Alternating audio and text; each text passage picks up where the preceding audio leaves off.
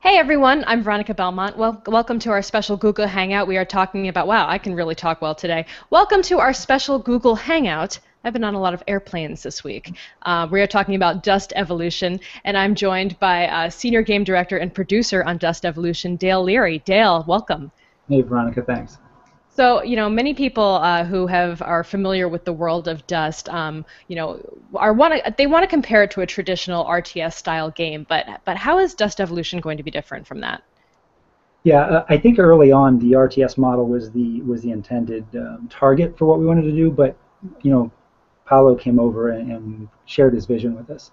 So while we were considering the RTS standard as it usually plays out with the ortho cam and everything, how that translates for board players and tactical war gamers isn't really realistic. I mean, what Paolo was feeling is he wanted to recreate that command sort of. I want to command these troops and face the altercation as it comes or it unfolds on the battlefield.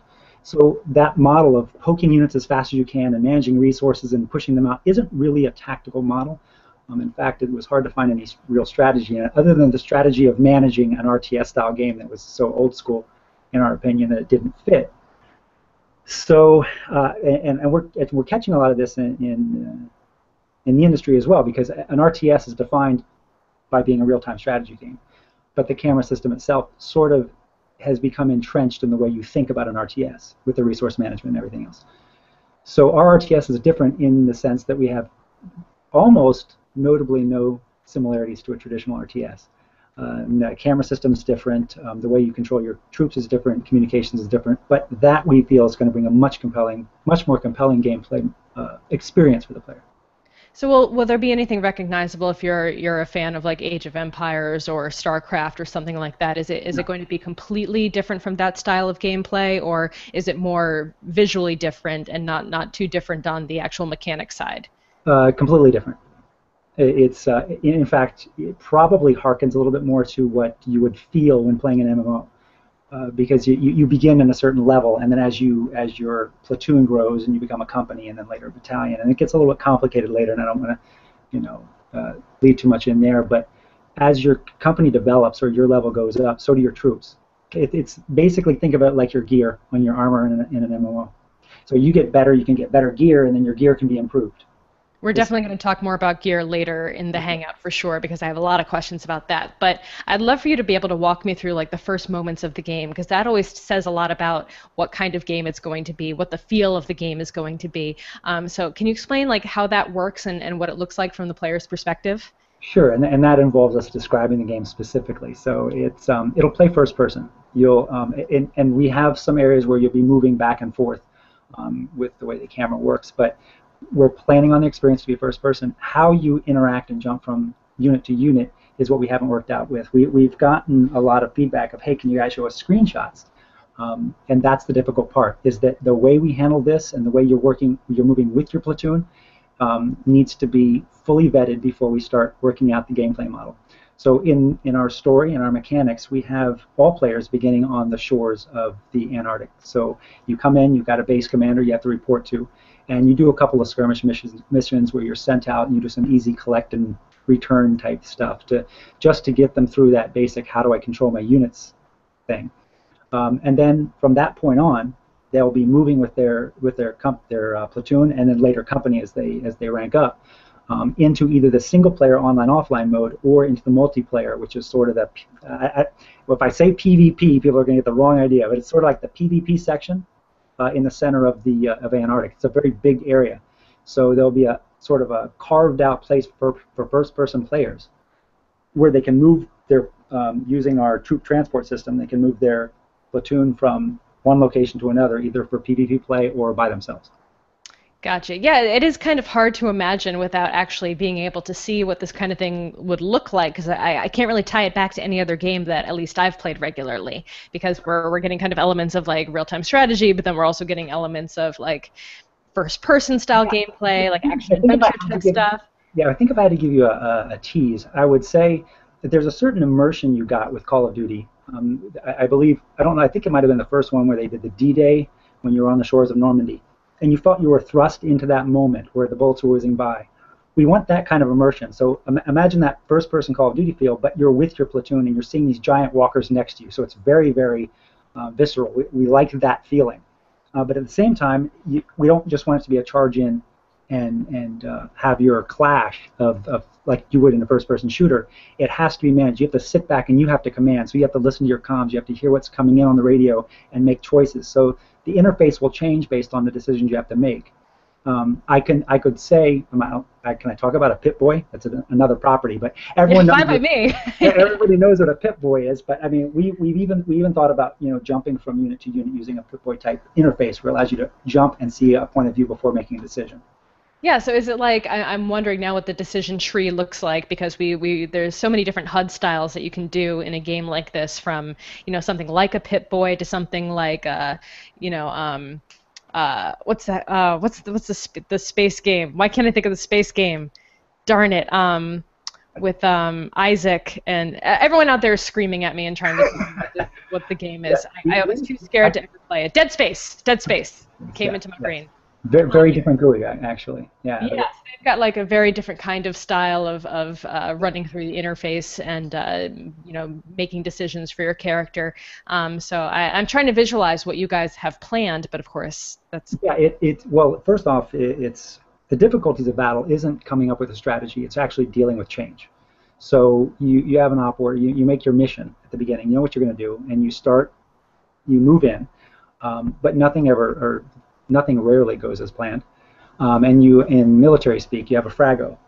As soon as there's a tick that's unexpected, or if there's a tick, at some point you're gonna have troops in contact. You have to go into a frago, which is a fragmentation order. So basically, for us, we have to remodel what a commander has to do in the battlefield or in the battle situation, and model that in the game.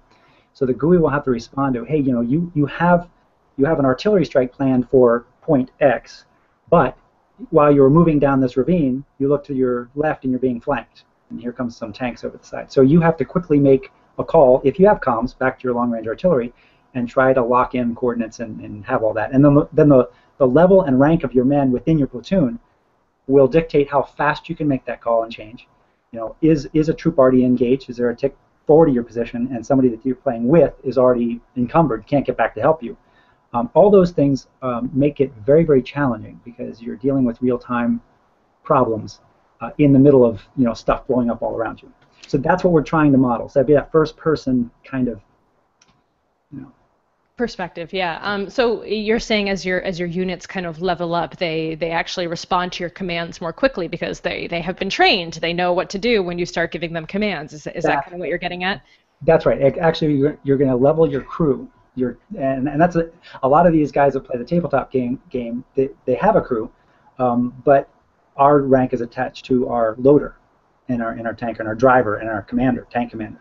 So if you have a tank crew that's gone through a lot of successful missions, even putting them in a mediocre tank, they will do far better than perhaps a brand new crew in an amazing tank. So a lot of how you staff up and move your crews into your particular units is a really big important part of the game.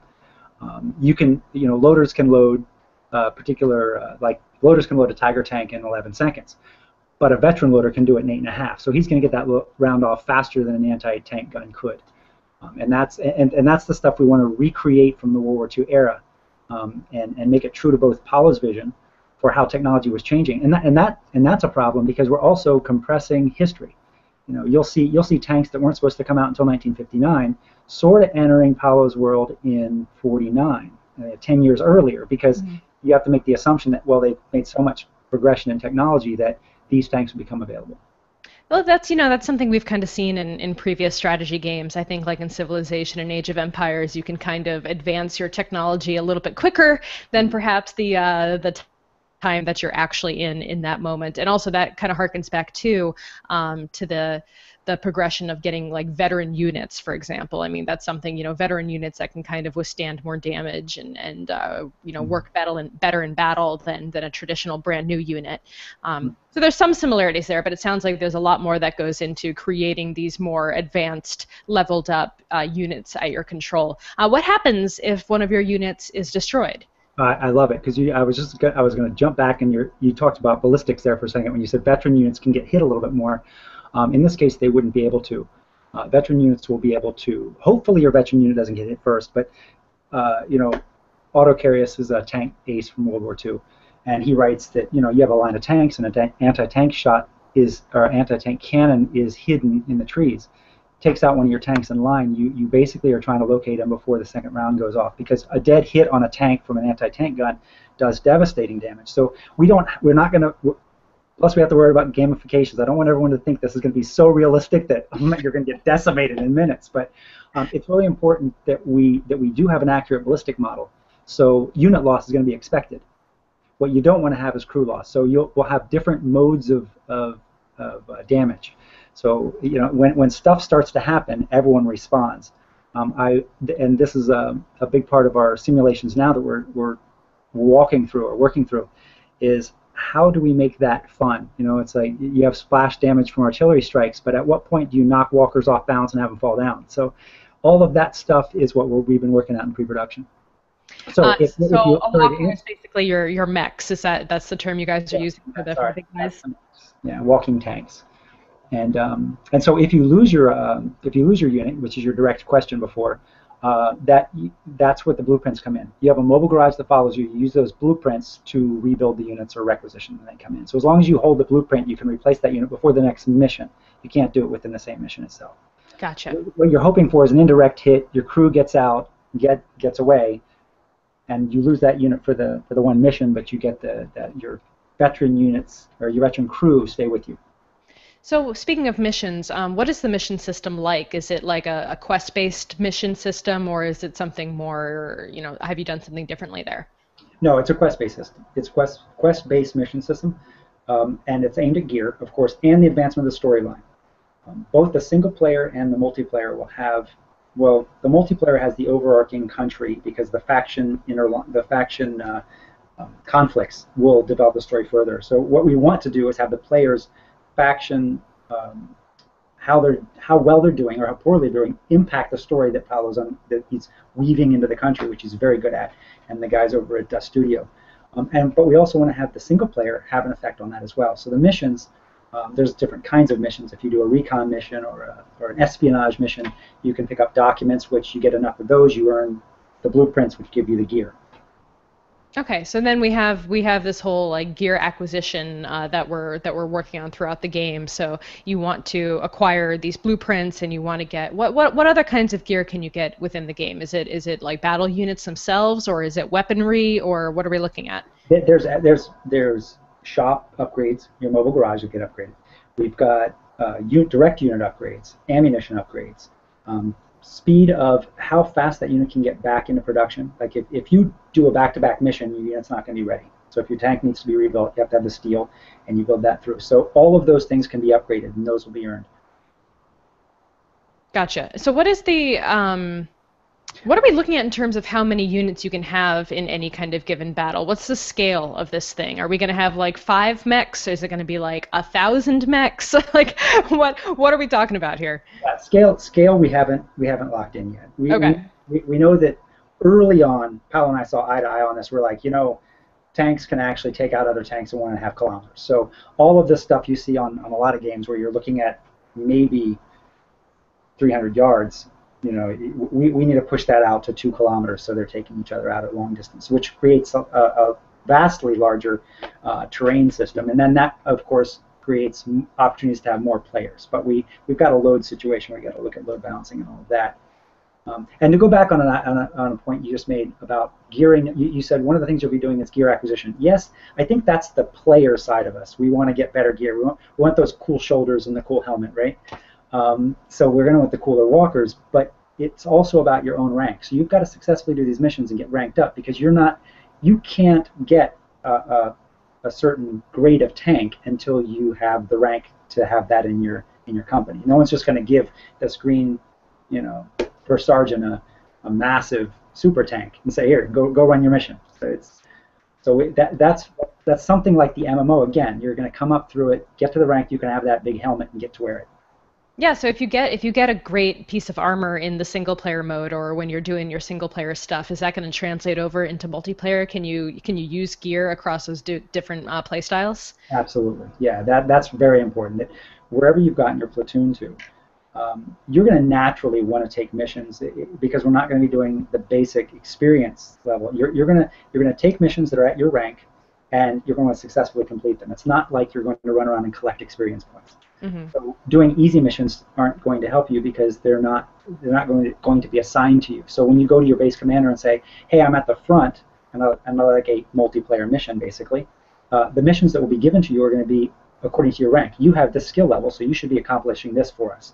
And you go out and you do that, and you find documents, and so that is very important that you take the platoon with you when you get to the multiplayer, and you go back again. Gotcha. We actually have a question from the audience from Will-Eyed Oni. He says, will it have a single-player mode? And I think we kind of touched on that a little bit, but I was curious myself how kind of extensive the single-player campaign system will be, or is it really just kind of is it MMO style where you can play on your own, you may not run into any people, but then there are actually other people around the world with you? That's a big part of our team commitment is. First off, Paolo's a single player, and he right off he was like, I want offline mode. I want offline mode. I want to be able to play at the airport because, like you, he's always on an airplane. But absolutely, in fact, to me, one of the best parts of a game is sometimes just getting up on a Saturday morning, and I don't want to deal with other people, but I still want the fun stuff. And you see these guys run by in the great gear in the MMOs, and you're like, I really want that gear, but I've got to be in a group of 20 people to get it. And I could never get invited because I don't play enough to get invited. So we're making a very strong point in our single mission system of having, our single player system of missions, of having the ability to go down an entire path and work really, really hard, and you get that unit that everyone else gets for the same amount of work somewhere else. Nobody's disadvantaged, and that single player mode has to be as rewarding as the multiplayer, or we wouldn't have embarked on that as an option. I really think that Paolo bringing the story together is important for us. The guys over there are fantastic, by the way. Paolo's just a dream to work with. But the single-player mission is about getting to a particular rank of major. And then at that point, the game would then go on to either version 2 or another game. And what you would eventually do in the multiplayer is very, very similar. So even if you finish the single player and you move over, you just take that rank with you and you can keep building on it. And by that point, we'll have DOCs that take you past the rank of major and push you forward. So.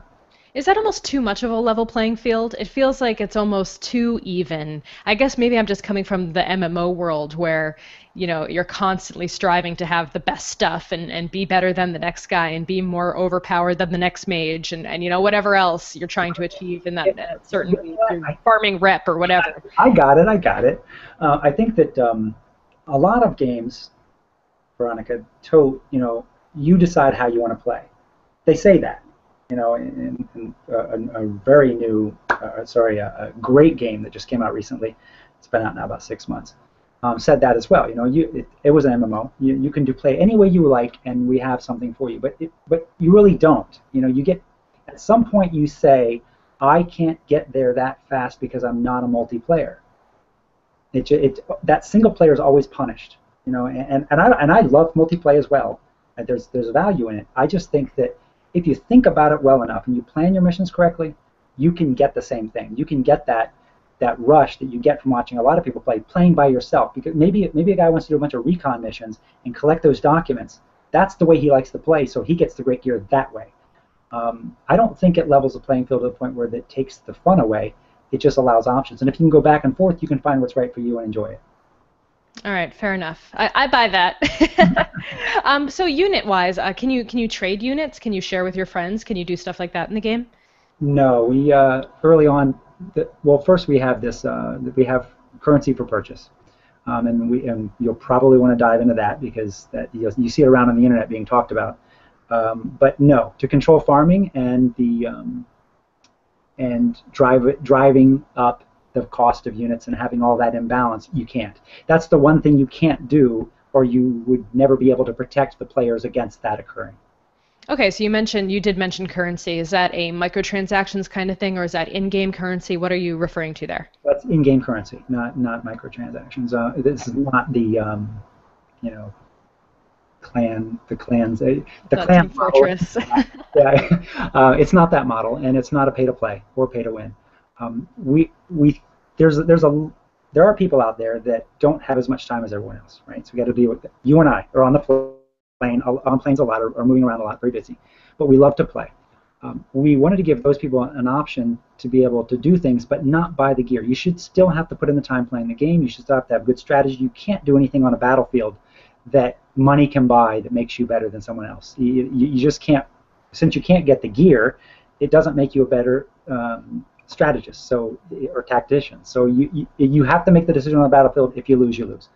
But what we did do, we saw two benefits to allowing people to buy currency. The first is it creates a value system. So it actually has real world value. So you know that we're tracking steel as it travels across the environment or Antarctic economic system, and it has a true value that you can track. We also realized that once we pin it at a real monetary value, then we can drive up and down other factions. So if you start to do well in one faction, steel prices will raise. If you're doing well, steel prices will raise in the other factions because you're in control of the steel flow.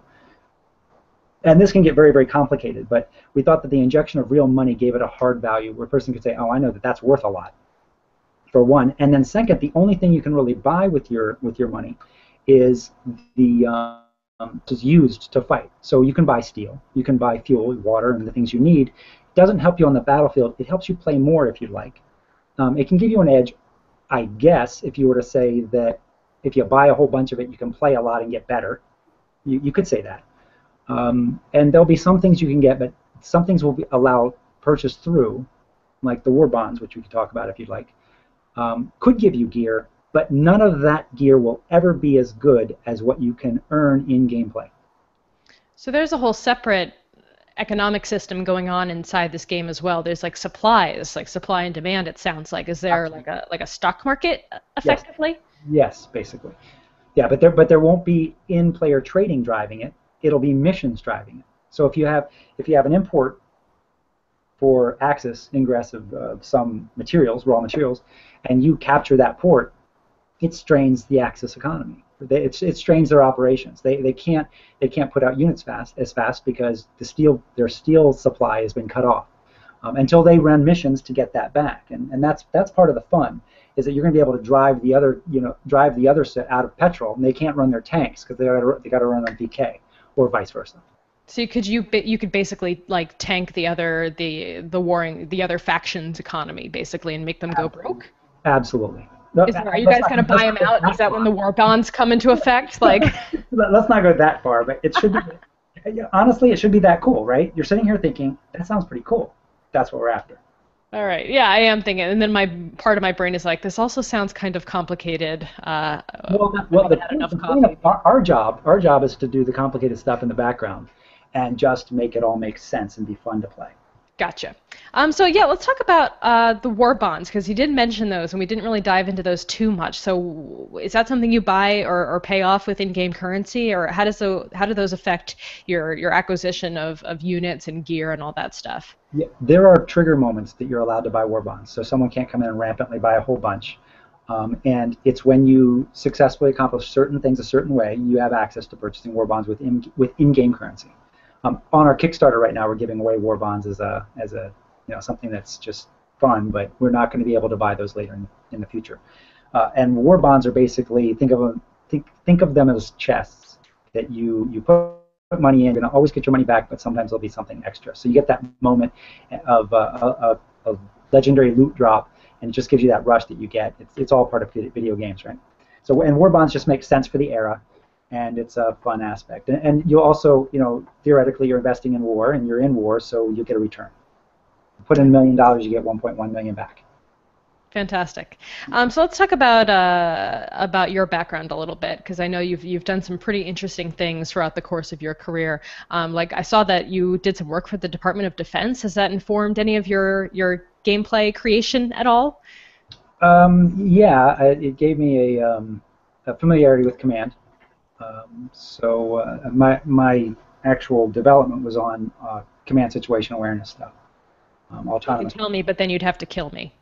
No, it's nothing. It's something like, yeah, I can't talk about it, but it got me in contact with Command and let me see how the operations work from on the command side for ops. Nice. And have you worked on a lot of tabletop games or video games in the past?